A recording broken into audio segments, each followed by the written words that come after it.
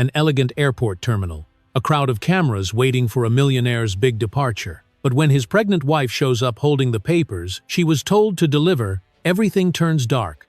In front of passengers and press, his mistress kicks her hard across the marble floor while he stands frozen, more worried about headlines than her screams. What happens next will shake every wall of that airport, because her father, the powerful CEO she never stopped believing in, is about to step off his plane and see everything. This is not just a scandal, it's the moment justice lands. Tell us what time you're listening and where you're tuning in from. Drop a comment below. We'd love to hear from you. The airport glowed like a cathedral of glass and light. Noon sunlight poured through high windows, scattering across marble floors polished to a mirror shine. The air hummed with the sound of rolling suitcases, coffee machines hissing, and the mechanical voice of the intercom announcing departures. Banners for the Global Partnership Summit fluttered overhead, their metallic letters reflecting silver. Near the VIP corridor, cameras were already in place, waiting for the arrival of a man whose name had become synonymous with wealth and control. Damian Cross, 39, founder of Cross Holdings, was preparing to fly to Singapore to announce a multi-million-dollar merger with Ward Global. In the center of the polished chaos, Damian stood surrounded by staff, his tailored navy suit unwrinkled, his posture sharp. He scrolled through his phone as publicists hurried beside him. To his left, Cassandra Voss adjusted her red satin dress, the fabric hugging her like a warning light. Her hand rested on Damian's arm, possessive, practiced, smiling for invisible cameras. Reporters whispered his name. The air around them carried the scent of jet fuel and expensive perfume. Every movement was rehearsed to perfection. At that same moment, near the automatic doors, Amelia Ward entered, holding a thin folder against her chest. The wind from outside tangled strands of her brown hair. She wore a pale sky-blue maternity dress, soft and modest, the color of calm seas before a storm. Her face was tired but determined, her hand occasionally brushing the curve of her belly as she moved. The security guards at the gate recognized her from past events but hesitated when she smiled politely and asked for the VIP terminal. She had come alone, believing the text she'd received that morning, an urgent message from Cross Holdings requesting Damian's signature on her pregnancy insurance file before the trip. Her steps echoed lightly across the floor, uncertain but steady. When she reached the main hall, she saw him instantly. Damian, her husband. The man who used to bring her coffee in bed before dawn, who once called her, "my quiet light." Now he stood beside another woman in red, both laughing in front of photographers. For a heartbeat, she couldn't move. Then she took a breath and walked forward, clutching the folder tighter. Damian's expression changed when he saw her. Surprise, then irritation. He turned away as if she were an inconvenience. Cassandra noticed too. Her smile thinned. The cameras, sensing tension, began to shift focus. The crowd noise dimmed, like a theater just before the curtain rises. Amelia stopped a few steps away. Her voice trembled but remained polite. "Damian, I just need your signature. It's about the insurance form for the baby." He didn't answer. Cassandra tilted her head, her voice smooth but edged with poison. "She's following us again. She really doesn't know when to stop." Her words carried just loud enough for others to hear. Damian's jaw tightened. "You shouldn't be here, Amelia," he said quietly. "This is a business trip." "Oh." Amelia blinked, confusion mixing with hurt. "You didn't reply to my messages. I thought maybe—" Cassandra took a step closer. "Maybe what? That he still cares?" The smile on her lips was flawless, but her eyes burned. "You've embarrassed him enough. You should go home." The silence between them thickened. Amelia looked from her husband to the woman beside him. Something inside her collapsed. Still, she held out the folder. "I won't take your time. Just sign it, please, Lee." The sound of Damian's phone vibrated. He glanced at it, pretending not to hear her. Cameras clicked again, catching the uneasy tableau. A journalist whispered, "That's his wife, right?" The tension crackled like static. Cassandra suddenly stepped forward. Her heels clicked sharply against the marble. "You ruined everything," she hissed. Before anyone could react, she raised her leg and kicked. The movement was sudden, brutal, the sound sharp as a slap. The heel of her shoe struck Amelia's stomach. The folder flew from Amelia's hands, papers scattering like broken feathers. She gasped, the air leaving her lungs, and fell backward. Her head hit the floor with a dull thud. For a second, no one breathed. Then a scream tore through the hall. A coffee cup dropped, shattering. The intercom stuttered mid-sentence. The red dress stood frozen, Cassandra's hands trembling in mid-air. Amelia lay on the marble, her blue dress blooming with color where she had landed. She reached for the folder, her fingers slipping across the cold surface. Her breath came in sharp gasps. "She's pregnant!" someone shouted. The crowd surged closer. A woman knelt beside Amelia but was pulled back by a guard.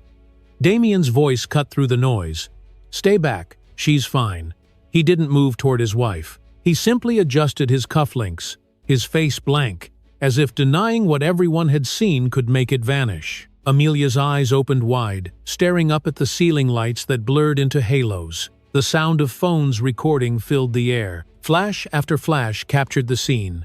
The woman in blue on the ground, the man in the suit, the mistress frozen beside him. Amelia whispered, "Damien, the baby." Her hand trembled, gripping her belly. Cassandra turned her face away, shaking, realizing what she had done. Damien stood motionless, aware that the cameras were still on him. He whispered to his assistant, "Delete this, handle it." But the world was already watching. A teenage boy nearby uploaded the first clip. Millionaire's mistress kicks pregnant wife at airport. Within minutes, phones buzzed, screens lit up. Security guards hesitated, unsure whom to protect. The reporters whispered into microphones. The air was thick with judgment and disbelief. Amelia tried to sit up, but pain seized her body. She collapsed again, the sound of her breathing faint but defiant. Near the far glass wall, a technician in the control room adjusted a monitor, zooming the CCTV feed. On the screen, amid the chaos, the camera caught a glimpse of a private jet taxiing down the runway. The logo on its tail gleamed gold. Ward Global. Back in the hall, the crowd continued filming. Damien finally looked down at his wife, but not with concern, only calculation. Cassandra covered her mouth, tears streaking her mascara. The intercom crackled to life again, monotone and oblivious. "Private jet arrival. Ward Global flight has landed. Please clear the VIP lane." The light from the windows grew sharper, flooding the floor with white. Amelia lay still, breathing shallowly, the faint hum of engines vibrating through the ground beneath her. The papers from her folder drifted across the floor, one page landing near Damien's shoes. His signature line stared up at him, empty. Somewhere beyond the glass, the private jet came to a stop. The engines faded, replaced by the echo of footsteps approaching the terminal. Inside the hall, no one noticed yet. Cameras were still flashing, the silence before the next storm had begun. For a heartbeat, the airport forgot to breathe. The sound of rolling luggage stopped. Voices froze mid-sentence, and the bright white light spilling through the glass walls seemed to harden in the air.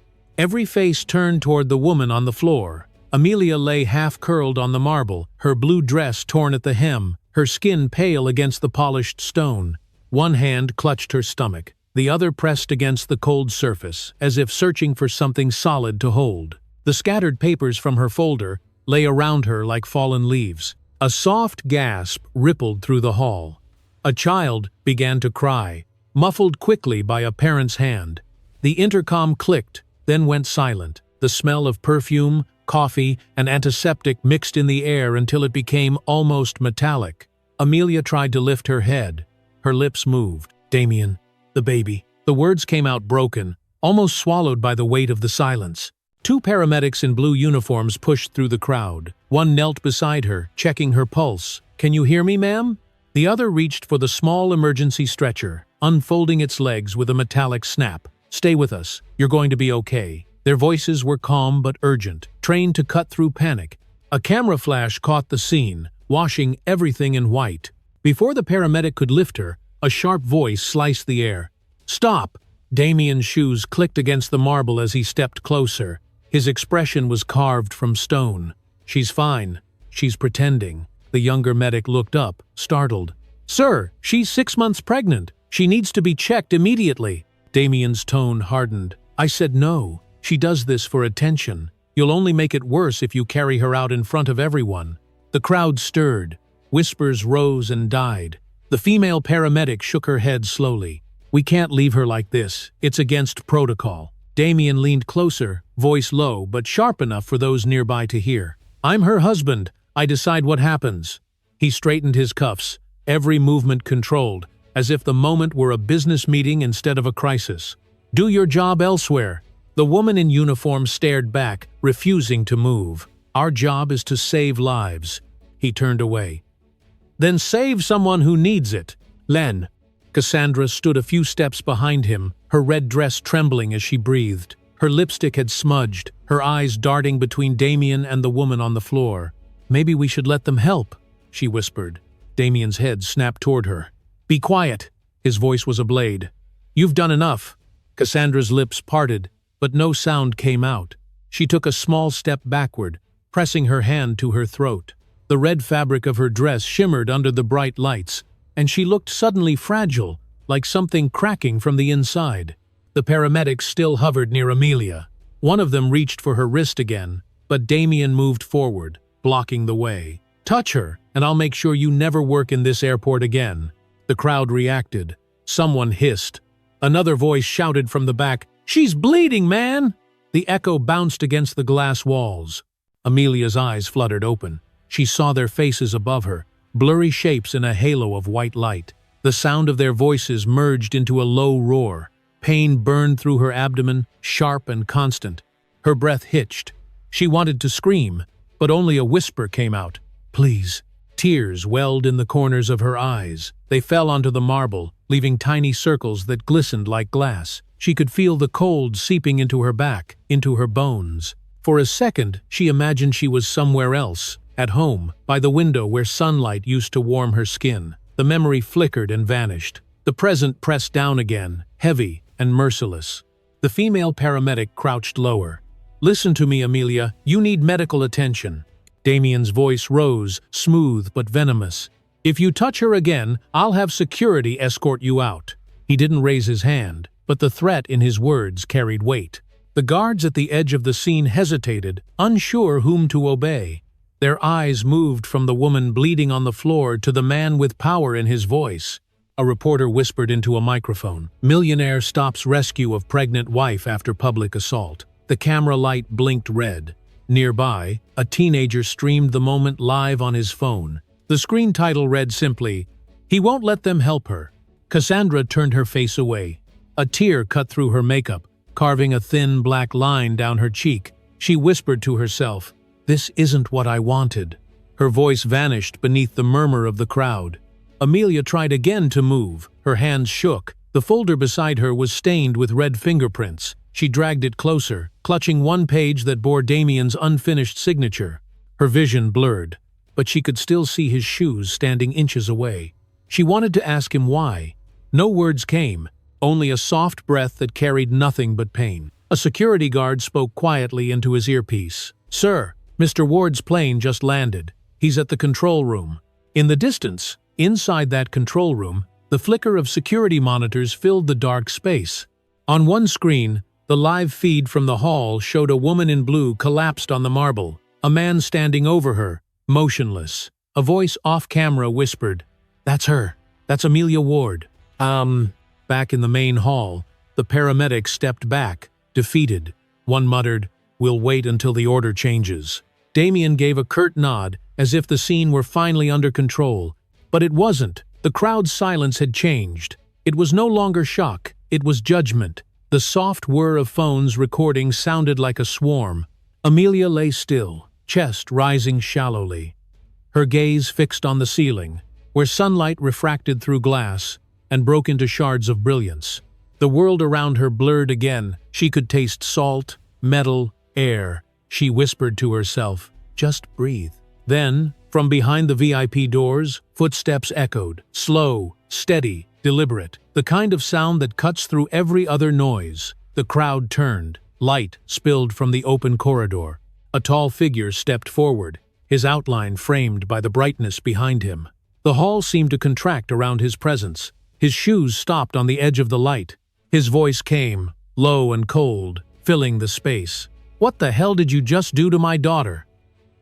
The hall had gone silent again. but this silence carried something heavier than fear. Every sound had been swallowed. The crowd parted without being told, forming a narrow path of reflection across the marble floor. Alexander Ward stepped through the brightness spilling from the skylight, his shadow stretching ahead of him. His silver hair caught the light, his black suit absorbing it. Power moved with him, quiet and absolute. Two paramedics stood frozen beside Amelia, their gloved hands hovering but not daring to touch. Her breathing was shallow, her skin pale against the cold stone. Then Alexander's voice cut through the stillness, calm but sharp as a command. "Call the emergency team, now! She needs oxygen and a stretcher here, fast!" The authority in his tone snapped the medics into motion. One reached for the radio, calling for a trauma unit, while the other unfolded the portable oxygen kit. Alexander knelt beside his daughter, his hand trembling once before, steadying as he brushed a lock of hair from her forehead. "Stay still, sweetheart. You're safe now," he whispered, his voice softening for the first time in years. Amelia's lips moved faintly. "Dad!" The single word broke him inside. He pressed her hand lightly, feeling how cold it was. "Breathe, Amelia. Don't speak." He turned to the medic. "Monitor her pulse. Keep her conscious." The man nodded, fumbling with the equipment. Cassandra stood a few steps back, her red dress trembling around her legs as if caught in an invisible wind. Her mascara had started to run. The sight of Alexander made her chest tighten. She had met him once at a gala, shaking his hand while lying through her smile about admiration and respect. Now his presence felt like a sentence being read aloud. Just minutes earlier, inside the airport control room, Alexander had been watching a wall of surveillance feeds. The room was dim except for the blue glow of the screens. His assistant had leaned in, whispering, "Sir, there's something wrong at Gate C5. The footage replayed in silence. Cassandra raising her leg, Amelia falling, Damien standing motionless. The assistant's voice broke the air. "It's her, sir. That's Amelia." The coffee cup slipped from Alexander's hand, crashing against the floor. The brown liquid spread across the tile like spilled blood. He didn't blink. His reflection on the screen looked older, colder. When the playback ended, he turned and left the room without a word. Now, standing over his daughter, the memory of that footage flickered in his mind. He rose slowly to his full height. The crowd stepped back further. His voice filled the hall, steady and resonant. "Who did this?" A security guard hesitated before raising his hand, pointing toward Cassandra. The red of her dress looked almost violent under the white light. Alexander's eyes locked onto her. "You kicked a pregnant woman?" Cassandra's voice cracked. "I didn't mean to. I lost control. I wasn't thinking." She took a half step forward, shaking, tears breaking her eyeliner. "It was just a mistake." He didn't raise his voice. "You didn't lose control. You lost your humanity." The words hit harder than a shout. Cassandra froze, her mouth opening, closing again. The cameras caught her face, wide eyes, streaked cheeks, trembling lips. Damien turned toward her, then quickly looked away. "Alexander, listen," Damien said, his voice strained, the polish gone from it. "It's not what it looks like." Alexander turned slowly to face him. "Not what it looks like?" His tone was quiet, but each syllable landed with weight. "She's bleeding, Damien." Damien tried to smile, but it came out twisted. "She fell. I was trying to help." His hands moved uselessly in the air, as if words could erase the stain of what everyone had seen. From somewhere in the back, a woman's voice cut through. "We saw it. It's on video." The crowd began to murmur again, their whispers rising like a tide. Cassandra shook her head, her voice breaking. "It was an accident, I swear. I didn't mean to hurt her." Alexander's gaze shifted between them. His face remained expressionless, but his eyes were alive with fury. "Accidents don't leave shoe prints on a woman's body." The sentence landed like a blade. Cassandra gasped, covering her mouth. Damien's jaw clenched, his breath coming faster. Alexander turned toward the security team. "Pull up the footage, screen 3. At the far wall, a technician obeyed. The massive LED display above the gate flickered, then came to life. The recording rolled in silence, too clear to deny. Cassandra shouting, the sudden kick, Amelia collapsing, Damien standing motionless beside her. Cassandra let out a strangled cry. "Please stop! Turn it off!" She covered her ears, tears falling freely now. the light from the screen reflected in her eyes, showing her own face over and over again. Damien stayed rigid. His fists trembled at his sides. The truth was out, stripped of language, stripped of defense. The video looped once more, the sound still muted, the image unbearable. Gasps moved through the hall. A reporter whispered into a microphone. "The truth is live now." Someone in the crowd spoke. "He just watched." Another voice followed. And she smiled. "Lum." Cassandra shook her head violently. "No, please, I didn't." Her knees bent, the strength leaving her legs. She caught herself against a column, sobbing quietly. Alexander stood in the center of the chaos, unmoved. His stillness commanded the space more than any gesture could. Every lens turned toward him. His reflection in the polished floor looked like a monument carved from light and shadow. He took a single step toward Damien. The sound of his shoe against the marble echoed like a verdict. He stopped only inches away, his expression unreadable. "You just assaulted the daughter of the man who owns this airport." Damien's throat worked as he tried to form words, but nothing came out. His face had gone pale, sweat glinting at his temples. Behind him, Cassandra covered her mouth again, her sobs the only sound left in the hall. The cameras continued to flash, freezing the moment into evidence. Alexander stood over the two of them, a figure of control, silence, and unspoken wrath. Around him, the crowd did not breathe. The air itself seemed to wait. The giant screen went dark. The image that had frozen the hall in disbelief faded into black, leaving only the white light that spilled from the skylight above. No one moved, no one spoke. The echo of what they had just seen hung in the air like a ghost that refused to leave. Cameras clicked faintly, the sound muffled by the weight of shame and judgment. Damien Cross stood motionless, his face drained of color, sweat glinting at his temples. Beside him, Cassandra Voss sobbed quietly, her red dress trembling with every breath. Alexander Ward did not speak. He stood in the center of the room, hands clasped behind his back, eyes fixed on the two of them. The silence he commanded was louder than anger. It was the silence of someone who no longer needed to prove authority. The crowd waited for him to speak, but he didn't. The stillness pressed down until Damien finally broke it. "Alexander, this is a misunderstanding," he began, his voice tight but eager, desperate to reclaim control. "You're only seeing one part of the story. She attacked us first. We were just defending ourselves." His words tumbled over each other, empty, frantic. Alexander's gaze didn't shift. He didn't blink. The man's voice seemed to dissolve against the walls, absorbed by the marble and glass. Damien faltered. The space between his words widened until they fell apart completely. "She came at us screaming," Cassandra blurted out suddenly. "She was out of control. I didn't mean to hurt her. It all happened so fast." Her voice cracked, raw from crying. "You have to believe me, I didn't mean." The crowd erupted in low, angry murmurs. Someone shouted, "Liar!" Another voice followed. "We saw it!" Cassandra's hands trembled. She turned toward Damien for help, but he looked away. His jaw tightened, his eyes fixed somewhere above her head. For the first time, she realized she stood alone. Alexander took a slow breath. "Play the clip again," he said quietly. This time, with sound. The technician hesitated, then pressed the command. The screen came to life again. The sound filled the hall. Cassandra's voice, sharp and furious, echoed across the speakers. The dull thud of her heel striking Amelia's stomach, the faint gasp that followed, the chaos that erupted after. Every note was undeniable. Cassandra screamed, "Stop! Please stop!" She covered her ears, sinking toward the floor. The screen continued until the moment Amelia hit the ground. Then Alexander lifted his hand slightly. Enough. The screen went black again. For several seconds, there was nothing but the sound of Cassandra's sobs. Damien's chest rose and fell rapidly. He looked around, trying to find a way to control the moment, but there was no way left. "You can't humiliate me like this in public," he said suddenly, voice cracking under strain. "You think this makes you powerful? You're destroying everything for the sake of a mistake." Alexander turned his head slightly. "You did that yourself." Damien took a step forward.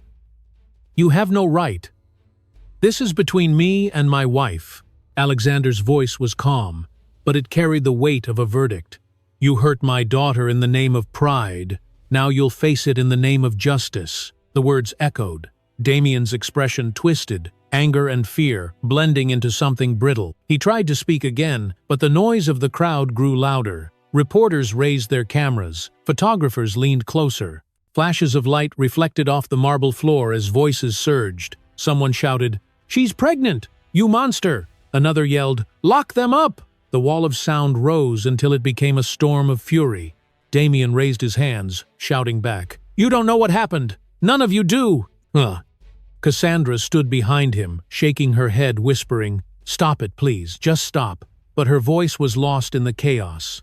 Alexander remained still, the only calm presence in the room. The noise couldn't reach him. He waited until the shouting dulled again. Damien's voice returned, quieter but sharper, poisoned by pride. "You're making a mistake, Alexander. I'll sue you for defamation. You think you're untouchable because you have money and cameras on your side. You can't ruin me like this." Alexander turned his eyes toward him, steady and cold. "No one is untouchable. That's what makes law beautiful." The line silenced the hall. Even the hum of the air conditioning seemed to stop. Damien's breath came shallow. Cassandra looked up at Alexander through tears, realizing that this was the end, that nothing she said could fix the image now burned into every screen. Her strength broke. She stumbled backward, her knees giving out beneath her. She collapsed onto the cold floor, both hands clutching her face as sobs ripped through her chest. "Please stop! I can't!" The sound was small but piercing, echoing against the glass walls. No one moved to help her. The crowd simply watched.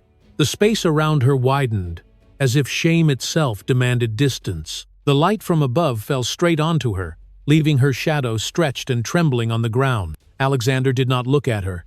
His gaze stayed on Damien, the man who had once called him father. Damien's shoulders slumped. His eyes darted from the cameras to the faces around him, searching for an ally and finding none.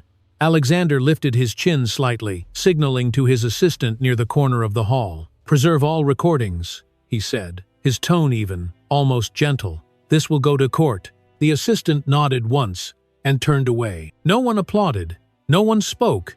The scene didn't need sound anymore. The decision had already been made.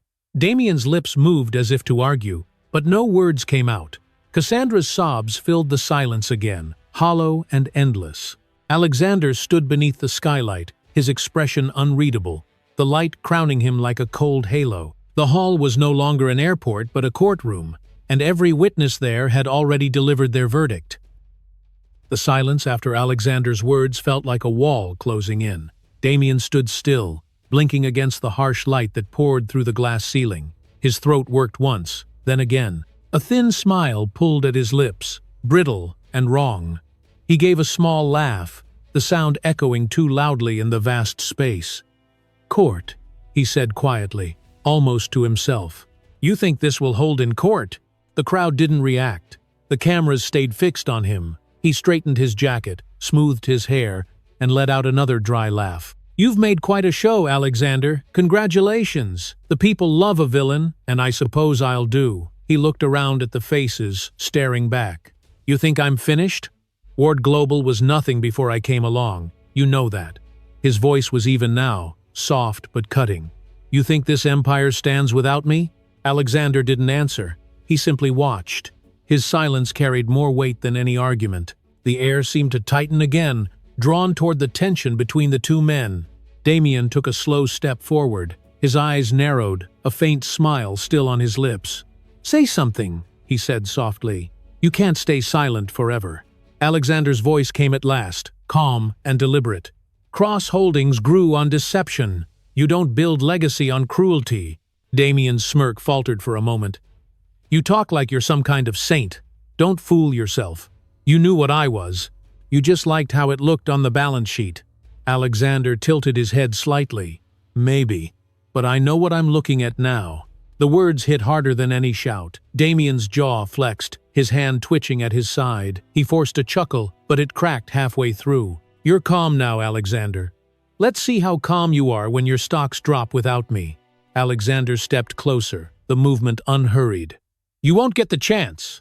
The sound of his shoes against the marble was soft, almost gentle, but it carried through the hall. Damien's smile froze. Alexander took his phone from his pocket, his voice steady. "Pull Ward Global out of Cross Holdings immediately." For a heartbeat, nothing happened. The crowd watched, frozen. Then his assistant, standing near the security desk, lifted her phone, already dialing. "Effective now," Alexander continued, his tone still calm. "Terminate every partnership, every contract, every cent." The murmur that followed rolled like thunder. Damien's eyes widened. "You can't do that," he said quietly, disbelief coloring his voice. "You can't just pull out like that. It's illegal." Alexander met his gaze. "Everything about you was—" The hall fell completely silent again. Damien blinked, trying to find his footing, but the ground beneath him was already gone. He could feel it in the air, in the weight of the stairs that pressed against him from every direction. "You'll regret this," he said finally. His voice trembled, the anger leaking through. "You think you can erase me? I made this company. I built it with my hands." Alexander's expression didn't change. "And I'm fixing my mistake." The words landed quietly but left a shockwave in their wake. Damien's shoulders dropped. His lips moved, forming words that never came. The confidence drained from his face like color washing out of a photograph. Around them, the murmurs grew louder. Reporters whispered into microphones. One voice cut through. "CEO cuts off son-in-law live." Another replied. "The empire's collapsing in real time." Phones were lifted higher, recording every second. Damien looked around, his breath short. The cameras seemed to close in, the circle tightening. He tugged at his tie, but it felt like a noose. Behind him, Cassandra stood motionless. Her hands were clasped tightly in front of her, knuckles white. Her eyes darted from Alexander to Damien, then back again. She saw the fear in Damien's face, the kind of fear that only comes when power slips through your fingers for good. "He's finished," she whispered under her breath. A single tear slid down her cheek, leaving a pale trail through the remnants of her makeup. She didn't wipe it away. For the first time, she saw him not as a man, but as a hollow figure propped up by arrogance and lies. Damien turned toward Alexander one last time. "You think this is over? I'll rebuild. You can't destroy me." Alexander's reply came as a whisper. "You already destroyed yourself." The words hung in the air, quiet and final. The sound of the city beyond the glass walls seemed to fade. Even the hum of the airport engines died away. Cameras continued to click. The flashes reflected in Damien's eyes, turning them pale and glassy. He opened his mouth to speak again, but found nothing. Alexander didn't wait. He turned slightly toward his assistant. "Confirm the withdrawal," he said. "All assets." The assistant nodded again, voice low into the phone. "Confirmed, sir." The murmurs swelled into a wave. Some in the crowd gasped. Others whispered in disbelief. The spectacle had shifted from scandal to history. Cassandra watched as Damien's posture changed. His shoulders slumped, his head lowered. She could see him grasping for words, for any shred of authority to stand on. There was nothing left. The empire had ended in silence. Alexander looked at him once more, then turned his back. The movement was unhurried, precise, as if he were walking away from a grave. The light from the skylight struck the back of his suit, outlining him in silver. Damien's voice cracked behind him. "You'll regret this," he said again. Weaker now, more plea than threat. Alexander didn't stop. He didn't even turn. The sound of his footsteps carried through the hall, steady and unshaken. Cassandra closed her eyes. The tears came again, slower this time, and when she looked up, Damien was still standing there, alone in a circle of light that made his defeat unmistakable. The cameras captured it all. The fallen man, the unmoved father, the silent crowd. And above them, the light continued to shine, bright and merciless. The echo of Alexander's footsteps had already faded. The paramedics had taken Amelia and followed him out minutes earlier. Yet the light in the hall still burned, white and merciless. Damien Cross stood beneath it, his shoulders rigid, his hands clenching and unclenching as the crowd pressed closer. Cassandra lingered a few steps away, her face streaked with ruined makeup, her red dress wrinkled and torn. The silence that followed their departure was heavier than noise. Then a voice cut through it. "Show the video again." The command came from somewhere near the center of the crowd, sharp and impatient. Another voice joined in. "We all saw it. Play it again." Someone's phone screen lit up. A dozen others followed. Within seconds, the air filled with glowing rectangles. The video replayed on repeat from different angles, shaky but clear enough to show everything. Cassandra's heel lifted. Amelia's body crumpled. Damien did nothing. Murmurs rippled through the hall. Words sharpened into accusations. He just stood there. Look at her face. She's pregnant. The noise grew. Damien turned in a slow circle, eyes darting between cameras and faces, as if searching for a way out. Enough, he said, voice tight but low. No one stopped recording. On the large central screen, another clip appeared. It was from a bystander's phone, zoomed close enough to show Damien's expression at the moment of the attack. Cold, blank, watching. A collective gasp ran through the room. Cassandra covered her mouth, shaking. Damien's hands curled into fists. Outside the hall, the buzz of breaking news spread like electricity. Reporters held their phones to their mouths, voices urgent. Breaking update. The cross assault at Ward International Airport has gone viral. Hashtags number Ward Justice and number Cross Collapse are now trending worldwide. The feed looped on dozens of devices, the same few seconds again and again, until the image burned itself into the world's memory. Inside, Damien's composure began to crack. "You think you know the truth?" he said loudly, trying to rise above the noise. "You don't know what happened. You don't know her." A journalist stepped forward, microphone raised. "Do you deny the assault, Mr. Cross?" Damien's jaw tightened. "Turn that off," he said, pointing at the camera. The cameraman didn't move. "Turn it off!" Damien lunged forward, but the crowd shifted away, phones lifting higher. The reaction was instant. Boos, shouts, guilty, coward. The voices pounded in his ears. He stumbled back a step, breathing hard. The power he once carried in every gesture, every word, was gone. Cassandra pressed herself against one of the marble columns, trying to hide her face. She could feel the light finding her anyway, cruel and precise. A woman's voice rang out from the crowd. "That's her!" The one in red. Cassandra froze. Slowly, she lifted her head. Dozens of phones were pointed at her now. She opened her mouth. The first words came out broken. "Please, I didn't mean to. I never meant to hurt her." Her voice cracked. "It was a mistake." No one answered. The silence that followed was colder than any insult. The crowd simply watched her unravel, their faces lit by the white glow of their screens. A tear slid down her cheek, dragging a line through her mascara. She looked small beneath the towering ceiling, like a shadow trying to escape the light. Then, from outside, came the wail of sirens. The sound was distant at first, then closer, echoing off the glass walls. Heads turned. People stepped aside as a line of uniformed officers entered through the automatic doors. Their badges gleamed under the fluorescent lights. The leader of the group, a tall woman with sharp eyes, raised a folder. "Damien Cross, Cassandra Voss," she announced. Her voice carried without effort. "You are under arrest for aggravated assault and obstruction." The room froze again. Cameras zoomed in. Reporters whispered into microphones. Damien didn't move. Cassandra gasped softly, her hands rising to her mouth. The officers stepped forward.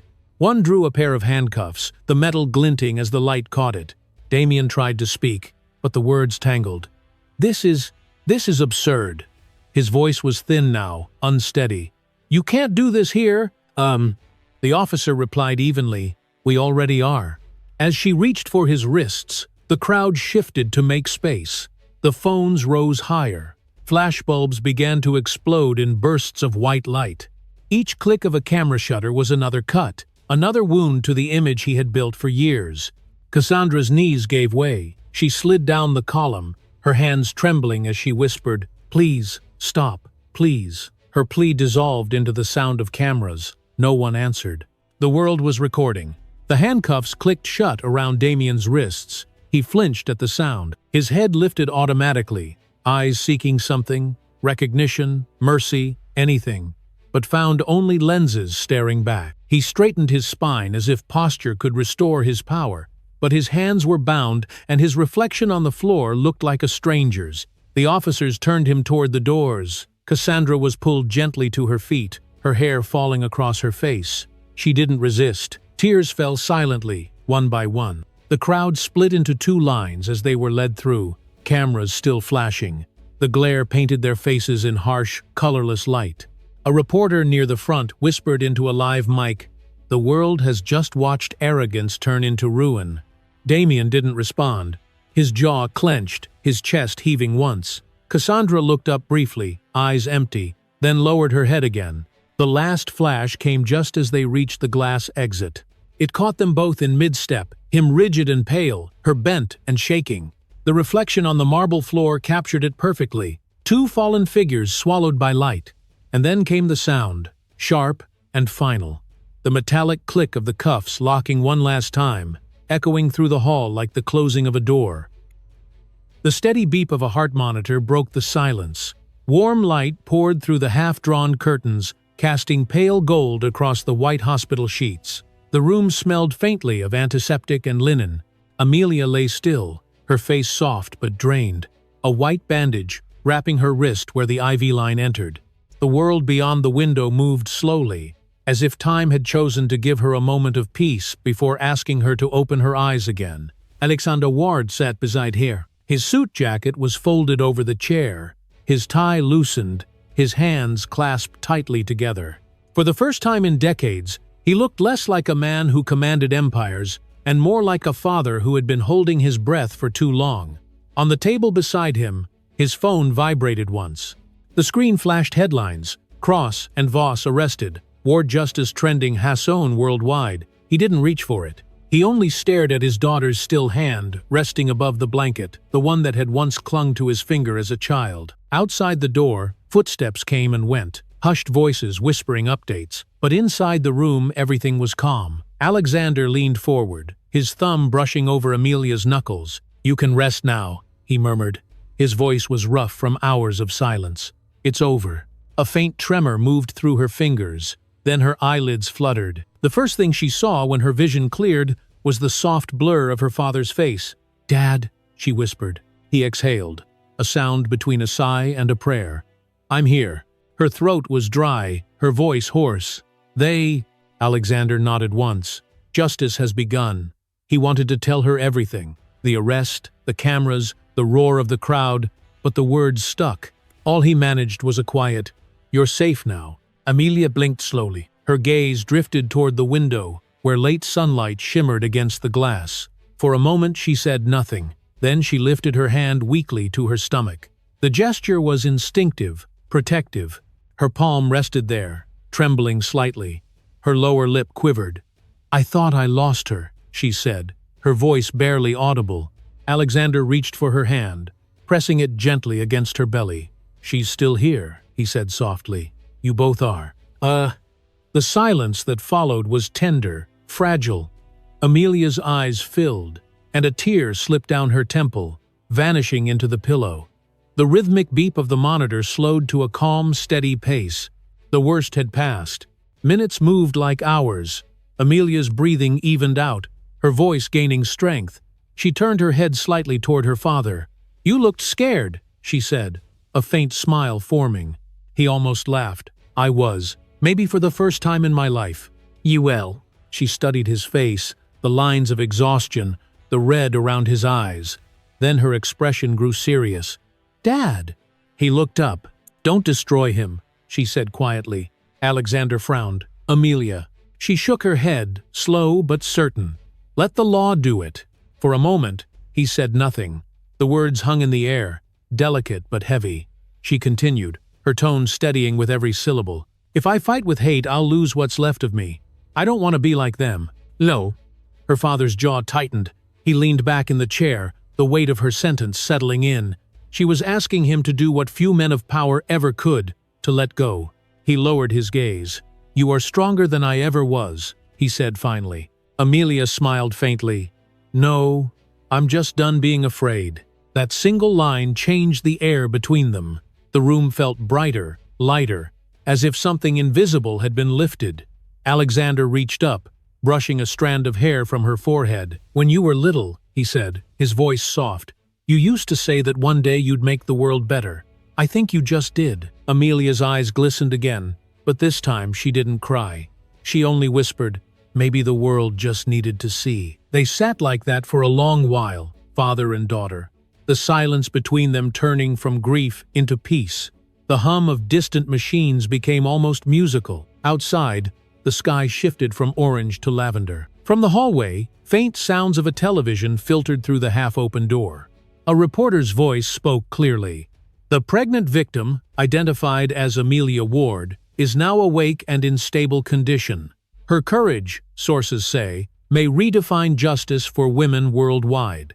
Alexander reached for the remote and turned the volume down, but Amelia caught his wrist.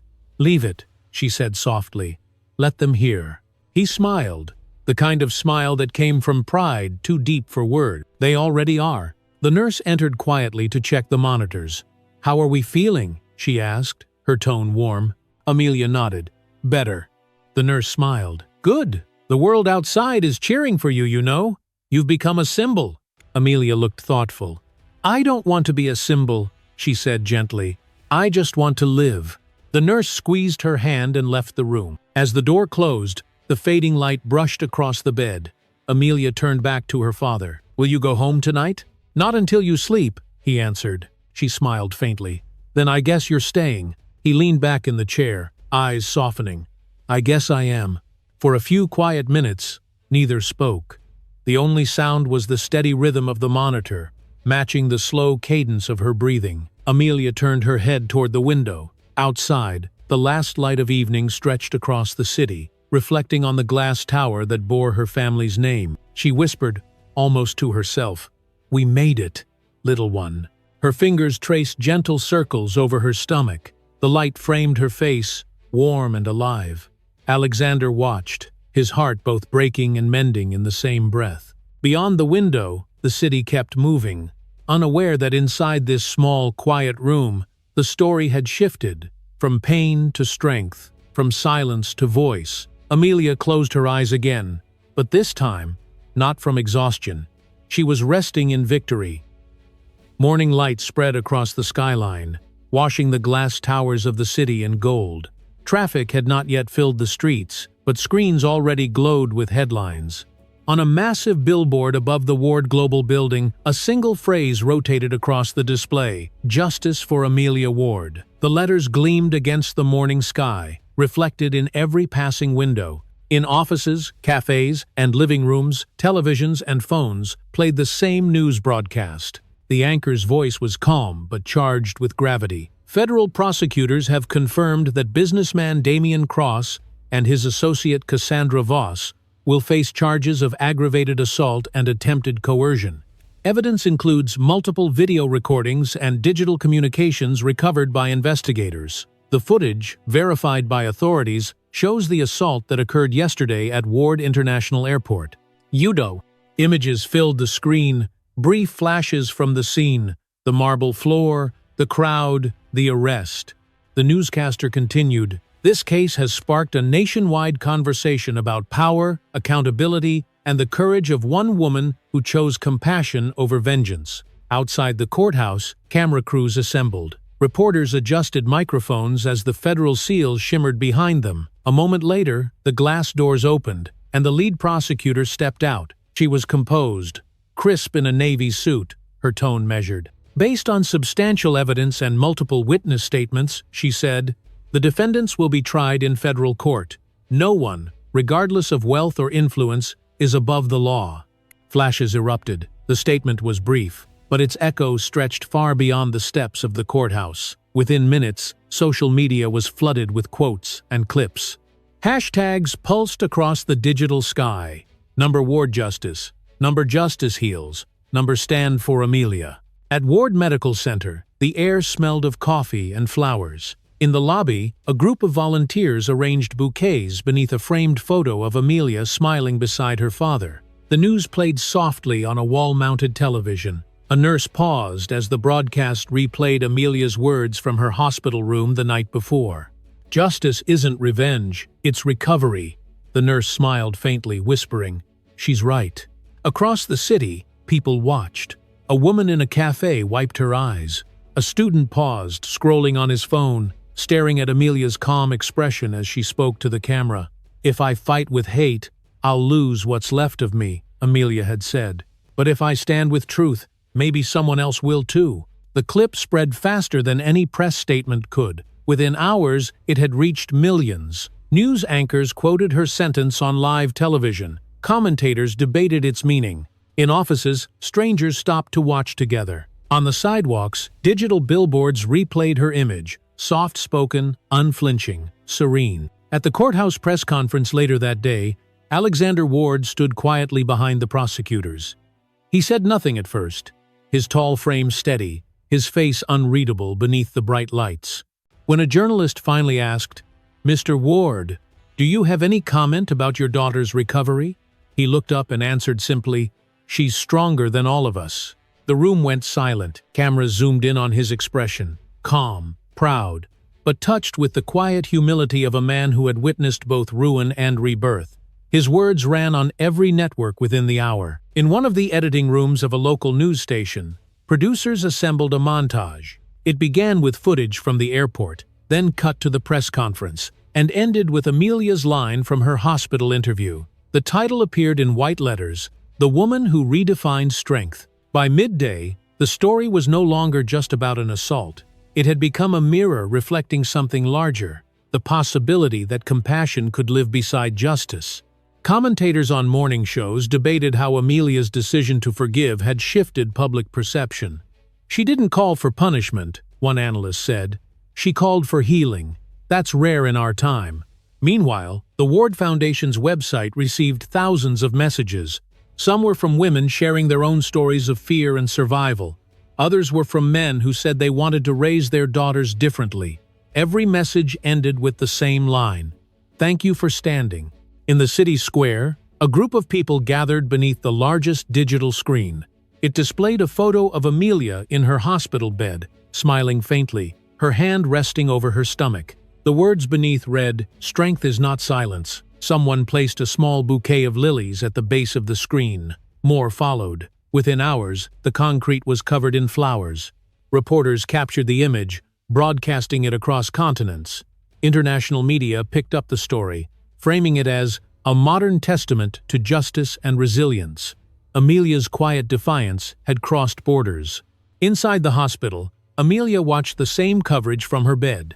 The television was muted, but she didn't need sound. The captions told her everything. Her name on the ticker, her face on the screen, her words repeated by anchors who had never met her. Alexander stood by the window, arms crossed loosely, watching the reflection of the TV on the glass. He didn't turn until she spoke. "It feels strange," she said softly. "The world knows my name for something I didn't want." He turned, his tone gentle. "The world needed your voice, and you gave it." Amelia tilted her head, considering his words. "Then maybe it's not about me at all," she said. "Maybe it's about what comes next." He nodded slowly. "Maybe it always was." They both looked toward the window. Outside, the late afternoon light had softened to amber. The city below pulsed with movement. Cars glinting, people crossing streets, phones glowing with headlines that carried her message farther with every passing hour. On the television, a reporter's voice narrated over images of the courthouse, the flowers, and the skyline. In just 24 hours, what began as a tragedy has become a call for change. Amelia Ward's words, "Justice isn't revenge, it's recovery," have resonated with millions, reminding a nation that healing is also strength. Amelia watched the footage until the screen faded to a wide shot of the city bathed in light. She didn't speak. She only smiled faintly and rested her hand over her stomach, feeling the steady rhythm beneath. Alexander placed his hand gently on her shoulder. Neither of them looked away from the window. The camera of imagination pulled back, capturing their reflection in the glass. A father and daughter framed by the gold of the setting. Sunday. Two figures, small against the vastness of the city, yet bright enough to be seen. The courthouse stood under a pale morning sky, its marble facade reflecting streaks of silver light. The street outside was sealed by barricades and lined with flashing blue and red. Two armored police vans rolled to a stop at the steps. The sirens were silent, but their lights pulsed like a heartbeat against the stone. Reporters filled the square, microphones raised, cameras already streaming live to millions, watching around the world. The first van door opened with a metallic click. Damian Cross stepped out, wrists chained, his gray prison uniform crisp against the cold morning air. His face was pale, jaw clenched, eyes hidden beneath the shadow of defeat. Behind him, Cassandra Voss emerged from the second van, her hands cuffed, her hair tied tightly back, her lips trembling as she avoided the lenses. The officers guided them forward, flashes erupting in a storm of white light. The man once photographed as a symbol of power was now captured as a prisoner. Inside, the courtroom was silent except for the shuffle of papers and the hum of cameras. Sunlight filtered through the high windows, cutting lines across the polished wooden floor. The federal judge took his seat, robes settling with quiet authority. All rise. Every person in the room stood. Damien lifted his chin slightly, though his shoulders remained heavy. Cassandra kept her head down, the chain at her wrists rattling faintly. Alexander Ward sat in the second row, his face unreadable. He wore no expression of triumph, only solemnity. Before him, the prosecution table glowed with the blue light of laptops and files stacked like walls of truth. The prosecutor began. Her voice was steady, practiced. "Your Honor, the evidence presented before this court is irrefutable. The assault was premeditated. The defendants not only acted with intent, but coordinated their deception in written messages recovered by investigators." She gestured to the screen behind her. "Exhibit 14. The courtroom lights dimmed. On the projection screen appeared a text exchange between Damien and Cassandra. The words were stark and damning. "If she disappears, we'll finally be free." Gasps rippled through the audience. Cassandra flinched. Damien's face tightened, but he didn't look away. The prosecutor continued. "These were not the words of panic. They were the words of plan." When the lights came back, the room felt smaller, the air heavier. The defense attorney stood quickly, buttoning his coat. "Your Honor," he began, "my client acted under emotional distress. This was not premeditation but confusion, fueled by fear and—" The judge raised a hand. "Counselor." His tone was calm, but final. "Distress is not an excuse for cruelty. Continue." The defense attorney hesitated, then sat down. Cassandra glanced toward Damien as if searching for something in his face. He didn't meet her eyes.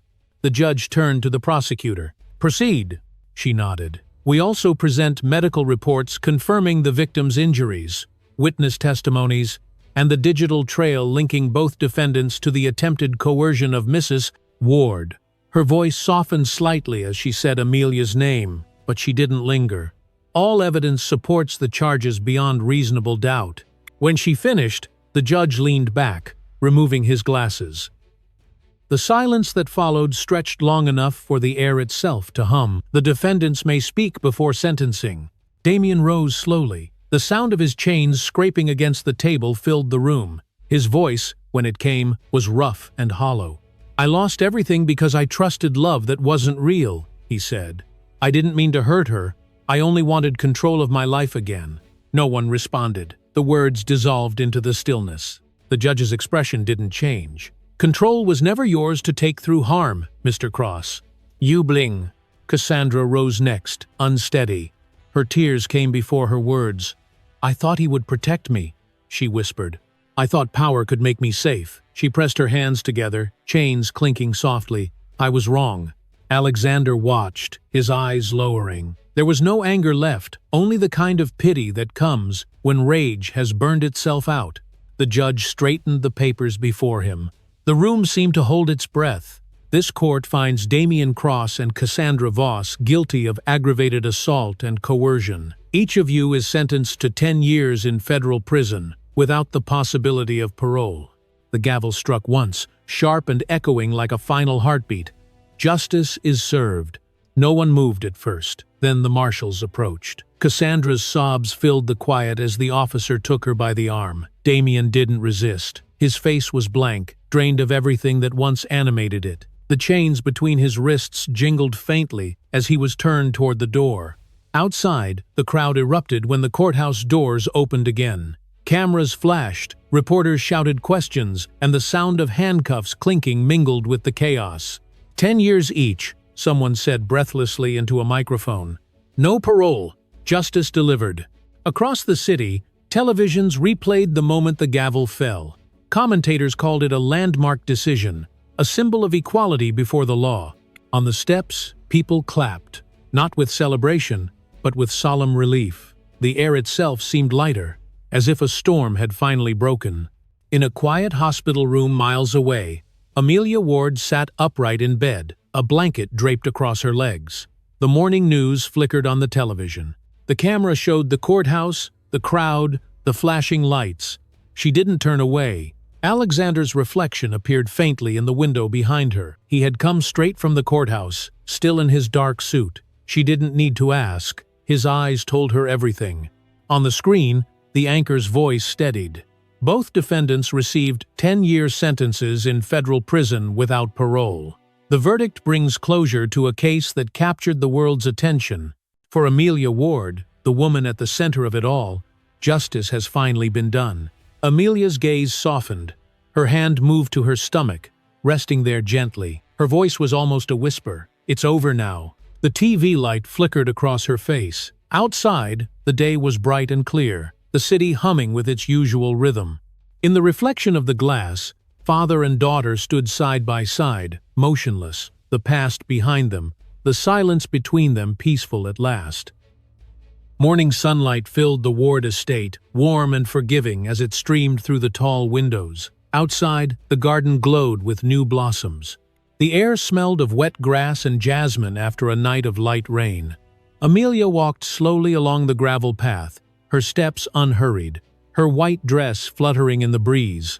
In her arms, the baby stirred, soft and peaceful, a small hand reaching toward the light. The world had quieted. No sirens, no voices shouting for justice. Only birds, wind, and the sound of a life beginning again. Inside the house, everything seemed brighter. The curtains were open, the walls freshly painted. Where there had once been silence heavy with grief, there was now the hum of ordinary peace.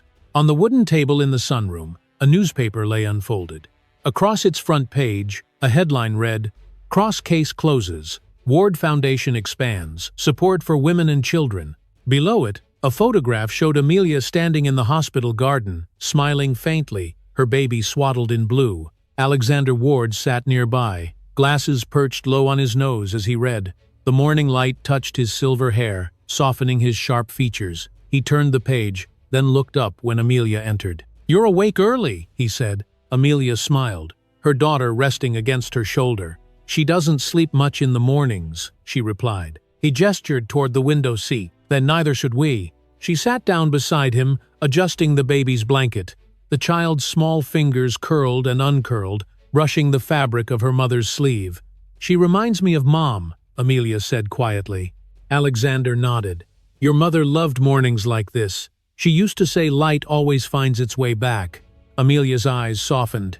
It did. She paused, her gaze wandering to the framed photos on the mantel. One showed her standing beside Alexander at the foundation's opening ceremony. Another, newer, showed volunteers and smiling women holding banners that read, "Hope over Fear." Alexander followed her gaze. "They're calling it the Ward Legacy," he said. "The programs are reaching 10 cities already. I think your story gave people permission to believe again." Amelia traced a fingertip along the armrest. "I never wanted to be a story," she said softly.